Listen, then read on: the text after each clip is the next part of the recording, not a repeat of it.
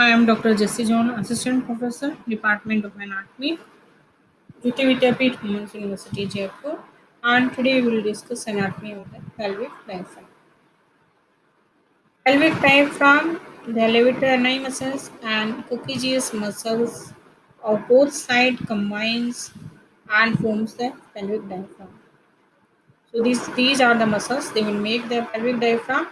The muscles that present in pelvic area that are the levator ani muscles and coccygeus and both sides of the pelvic area it will combine and will make the diaphragm. Diaphragm separates the pelvis from the perineum, which is the most important part of the diaphragm that it will separate the pelvis from the perineum. And this is divided into three parts, that is the pubococcygeus part and iliococcygeus part and ischio-coccygeus part, and this is divided into these three on the basis of the muscles involved in it. You will see the picture here where the three parts we can see here. Again we can see in this picture. First, we will see pubococcygeus part. These part will have the three parts of the fibers. These fibers are anterior fibers, middle fibers, and posterior fibers. Anterior fibers arise from the medial part of the pelvic surface of the body of the pubis, and in male, fibers closely surround the prostate, known as levator prostate. And female, these fibers are surround the vagina and they form the sphincter vagina. So these anterior fibers will around the prostate in male and around the vagina, and it will make the sphincter vagina here. Both cases anterior fibers inserted into peritoneal body. So we can see pubococcygeus muscle here in the diaphragm. Again you can see more clearly. Now we'll see the middle fibers. Middle fibers constitute the puborectalis, and these arise from the lateral part of the pelvic surface of the body of the pubis and form a loop around the anorectal junction, and in female anterior portion of the puborectalis is very short. Posterior fibers of the pubococcygeus arise from the anterior half of the white line on the obturator fascia. These get attached to the anococcygeal ligament and tip of the coccyx. You can see here puborectalis muscles. You can see again. You can see more clearly puborectalis muscle. Now you will see the iliococcygeus part. The fibers of this part arise from the posterior half of the white line on the obturator fascia and the pelvic surface of the ischial spine. They will insert it into the anococcygeal ligament and into the side of the last two pieces of the coccyx. So this is the puborectalis, and now we will see coccygeus muscles. This muscle represents the posterior or ischio-coccygeus part of the pelvic diaphragm. It is triangular in shape and partly muscular and partly tendinous, and these fibers will arise from the pelvic surface of the ischial spine and sacrospinous ligament, and it will inserted into the side of the coccyx and into the fifth sacral vertebra. So you can see the diaphragm, the position of the muscles that will take the part information of the diaphragm.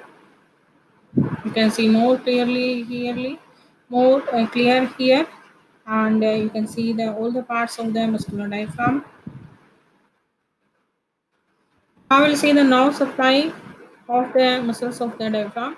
The left ani is supplied by the branch from the fourth sacral nerve, and a branch that will come either from the inferior rectal nerve or come from the perineal division of the pudendal nerve, and coccygeus supplied by the branch that is derived from the fourth and fifth sacral nerves.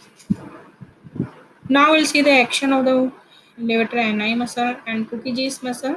Levator ani and coccygeus close the posterior part of the pelvic outlet, and the levator ani fix the perineal body and support the pelvic viscera. During coughing, sneezing, lifting, other muscular efforts, the levator ani and kokiji counteract or assist increased intra-abdominal pressure and help to maintain continence of the bladder and the rectum. In micturition and defecation and parturition, a particular pelvic outlet is open, but contraction of the fibers around other opening resists increased intra-abdominal pressure and prevents any prolapse through the pelvic floor. The increase in the intra-abdominal pressure is momentary in coughing and sneezing and more prolonged in yawning and micturition, defecation, and lifting heavy weights. It is most prolonged and intense in second stage of the labor. The kokiji pull forwards and support the coccyx after it has been pressed backward during defecation or parturition or childbirth. Now we will see the relation of the levator ani muscle. The superior or pelvic surface covered with pelvic fascia, which separate it from the bladder and prostate, rectum, and peritoneum. Inferior and perineal surface is covered with anal fascia and forms the medial boundary of the ischio-rectal fossa. Anterior border of the two muscles are separated by a triangular space for the passage of the urethra and the vagina, and posterior border is free, lies against the anterior margin of the coccygeus muscles.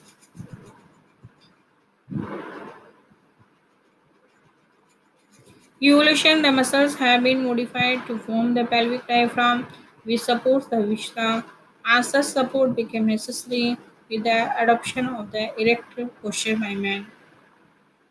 Now we will see the clinical anatomy. The muscle of the pelvic floor may be injured during parturition and when the perineal body is torn and not repaired satisfactorily, then contraction of the anterior fibers of the levator ani increase the normal gap in the pelvic floor instead of decreasing it. These result in abnormalities like cystocele or prolapse of the uterus. Now there are some assessment questions. These are the explain clinical anatomy of the pelvic diaphragm and explain the muscles of the pelvic diaphragm, and you should give it in detail. Thank you.